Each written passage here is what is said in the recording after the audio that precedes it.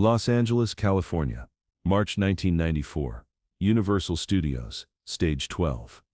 The set of Demolition Man is wrapping for the day. Sylvester Stallone stands near the craft services table, still in his futuristic police uniform, discussing tomorrow's scenes with the director. The atmosphere is relaxed, professional.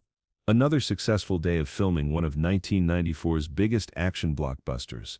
Crew members pack equipment, actors head to their trailers, the controlled chaos of a major Hollywood production winding down. The tensions have been building for weeks. Whispers in the industry about Van Damme's authenticity. Articles questioning whether martial arts movie stars are real fighters or just athletic actors with good choreographers. The criticism has been getting to Van Damme, affecting his confidence.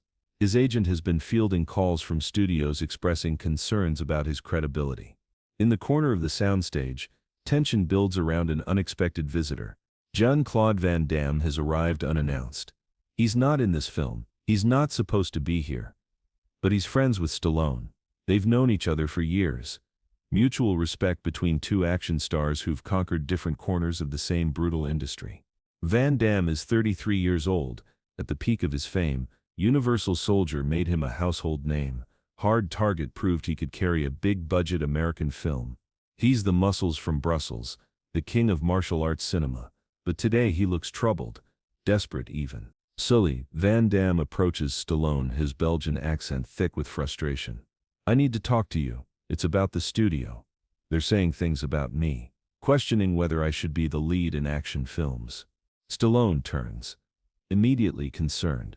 He's known Van Damme long enough to read his moods. Something's wrong, really wrong. The kind of wrong that can end careers in Hollywood. "What kind of things, Jean-Claude?" "They're questioning my skills, my authenticity, saying I'm all flash, no substance. That real fighters don't respect me. That I'm just another pretty face who learned some kicks for movies." The Stallone nods slowly. He understands Hollywood is brutal. Success brings scrutiny, and scrutiny brings doubt. Even about things everyone knows are true. He's watched good actors destroyed by whisper campaigns. Standing nearby watching this conversation with growing interest is Frank Morrison, Stallone's head of security, 6'3", 240 pounds of former Marine muscle. Frank has protected Stallone for 8 years. Through fan encounters, paparazzi situations, and the occasional genuine threat. Frank is old school. Military training, 2 tours in the Gulf War. Combat experience that left scars, both visible and invisible. He believes in results, not presentation, and he's been listening to Van Damme's complaints with growing skepticism and barely concealed contempt. "Sly," Frank interrupts, his voice carrying military authority and a hint of disdain. "Maybe we should discuss this privately, away from civilian ears." The word civilian hangs in the air like an insult. Frank's way of dismissing Van Damme as someone who's never faced real violence, never been tested in actual combat. Stallone looks at Frank, then at Van Damme. The suggestion hangs in the air, but Van Damme misreads it. He thinks Frank is dismissing him, treating him like another Hollywood pretty boy. "I don't need privacy," Van Damme says, his voice hardening. "I have nothing to hide. My skills are real, my training is real. I've proven it in tournaments, in films, in real situations." Frank steps closer. His posture shifts, professional to personal. This is no longer about protecting Stallone. This is about something else entirely. "Jean-Claude," Frank says, his tone carefully neutral, no disrespect intended, but there's a difference between movie fighting and real fighting, between choreographed combat and actual violence. The soundstage goes quieter. Crew members still present since the shift. This isn't friendly conversation anymore. Van Damme's eyes narrow. "What are you saying, Frank?" Frank doesn't back down. 8 years of military service, 2 tours overseas, combat medals gathering dust in a box at home. He's seen real violence, dealt real violence. Killed men with his bare hands in situations that would break most people, and he's not impressed by Hollywood martial arts or the pampered actors who perform them. "I'm saying," Frank continues, his voice getting harder, each word deliberate, "that all these Belgian fake moves might look good on camera, but they don't work when someone's actually trying to hurt you, when there's no director to call cut, when the stakes are life and death." The words hit Van Damme like a physical blow. Belgian fake. The dismissal he's heard whispered behind his back for years. The accusation that cuts deepest because it questions everything he's built his identity around. Stallone immediately steps forward. "Frank, that's enough." But Van Damme raises his hand, stops Stallone. His face has changed. The frustration is gone, replaced by something colder, more dangerous. "Belgian fake." Van Damme repeats quietly, "You think my martial arts are fake?" Frank meets his eyes. No backing down. "I think movie martial arts and real combat are two different things, and I think you've spent so much time in one world you've forgotten the other exists." Subscribe. Turn on notifications. Like the video and comment. More true Van Damme stories are coming. The challenge is issued, not directly, not formally, but everyone on that soundstage knows what just happened. Frank Morrison, former Marine combat veteran, has questioned Jean-Claude Van Damme's authenticity as a martial artist. Van Damme stands perfectly still, breathing controlled, hands relaxed at his sides, but his eyes have changed. Stallone recognizes the look. He's seen it in boxing rings, in street fights, in moments when talking stops and action begins. "Frank," Van Damme says, his voice quiet but carrying absolute certainty, "would you like to test your theory?" Frank doesn't hesitate. "Here? Now? Here? Now." Stallone looks around the soundstage. Still a dozen crew members present. Cameras, equipment. This is about to become very public, very quickly. "Guys," Stallone says, his voice carrying the authority of the star, "maybe we should—" "No," Van Damme interrupts. Frank has made his position clear. "My martial arts are Belgian fake, movie tricks." I think he should have the opportunity to prove his point. Frank removes his jacket, hands it to another crew member. Underneath he's wearing a plain white t-shirt that shows his military tattoos. His arms are thick, functional muscle. Not gym muscle, combat muscle. "Jean-Claude," Frank says, rolling his shoulders, "I don't want to hurt you, but if you insist on this demonstration, I'll show you what real fighting looks like." Van Damme removes his own jacket. Expensive Italian leather, sets it carefully on a nearby chair. His movements are fluid, precise. No wasted motion. 3 minutes, Van Damme says. "That's all you'll need to prove your point, yes?" Frank nods. 3 minutes is more than enough. The crew forms a loose circle. Nobody knows exactly what they're about to witness, but they know it's significant. Two professionals.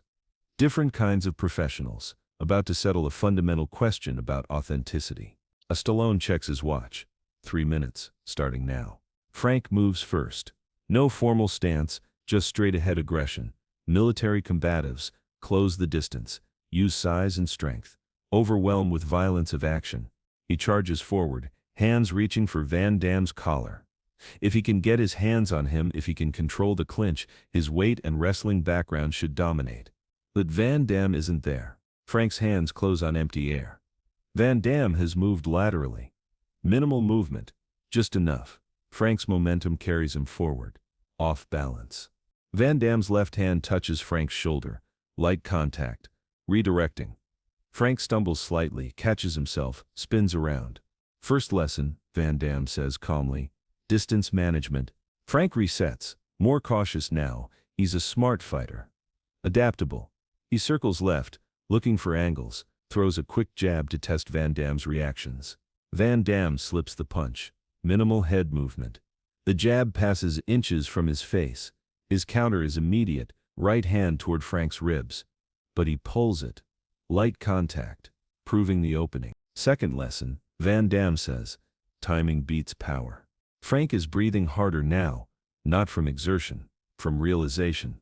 This small Belgian actor is making him miss everything, making it look effortless. Frank changes tactics, goes low, shoots for Van Damme's legs. Military wrestling. Take him down, ground and pound. Use size advantage. Van Damme sprawls. Perfect technique.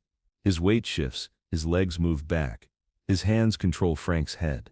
Frank finds himself face down on the soundstage floor. Van Damme standing beside him. Third lesson, Van Damme says, offering his hand to help Frank up. Real martial arts work in real situations. Frank takes the hand, stands. His face is red, from effort, from embarrassment, from the growing realization that everything he thought he knew about movie martial arts was wrong. But Frank is military. He doesn't quit, doesn't back down. He has one more approach. Okay, Frank says, breathing hard. You're fast, you're skilled, but can you handle real aggression, real violence? Frank's demeanor changes. No more testing, no more probing. He drops into a crouch. Combat mode. The way he fought overseas. No rules, no mercy, just survival. He comes forward again. But this time, it's different. This is how Frank Morrison fought when people were trying to kill him. Raw, brutal, effective. Van Damme's expression doesn't change, but his body position shifts slightly. Weight more centered, hands positioned differently. He's reading Frank's intention, preparing for escalation. Frank throws a combination: jab, cross, hook, military boxing, fast, hard, committed. Van Damme moves through the attacks, slipping, parrying, redirecting. None of the punches land clean, but Frank keeps coming. Throws an elbow, tries a knee.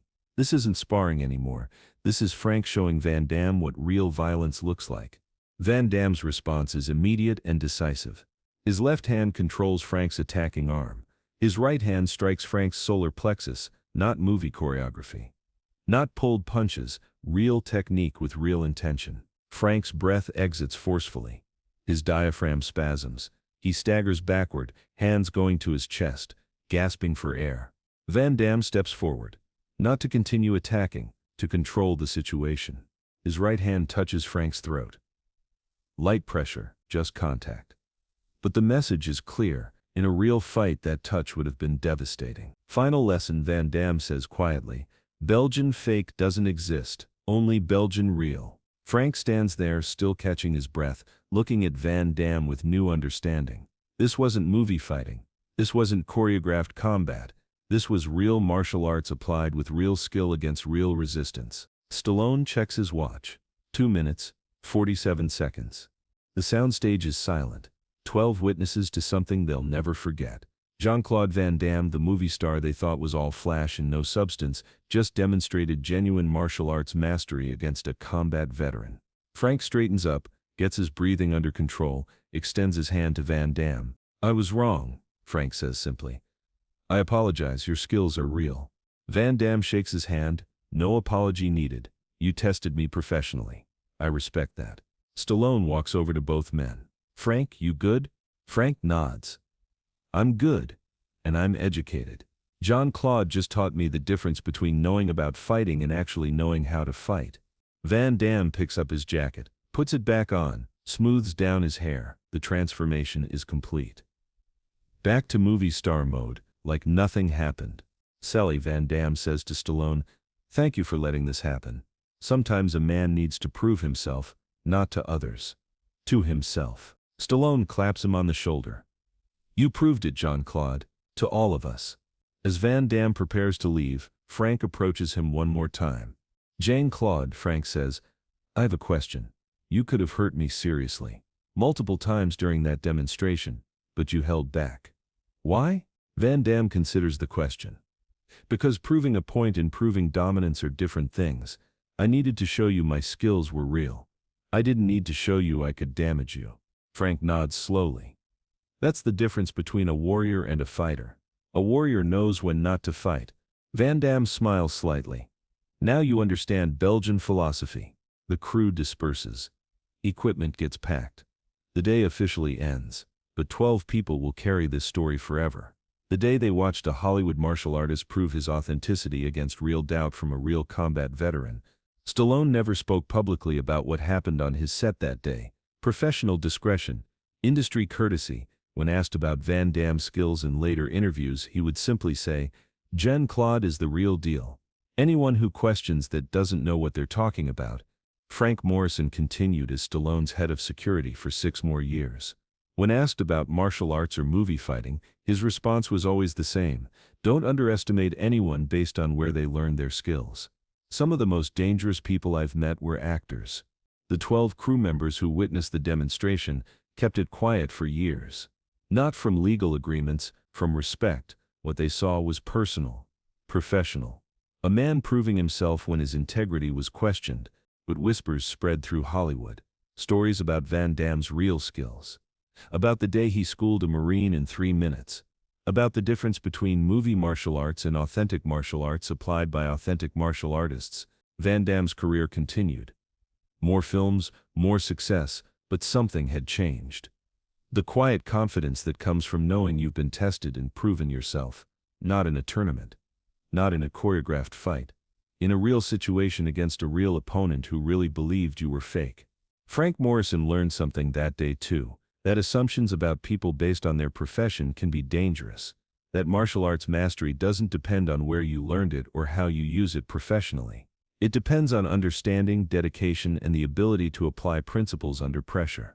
3 minutes, that's all it took to settle a question that had been whispered in Hollywood for years. Are movie martial artists real fighters or just actors who learned choreography?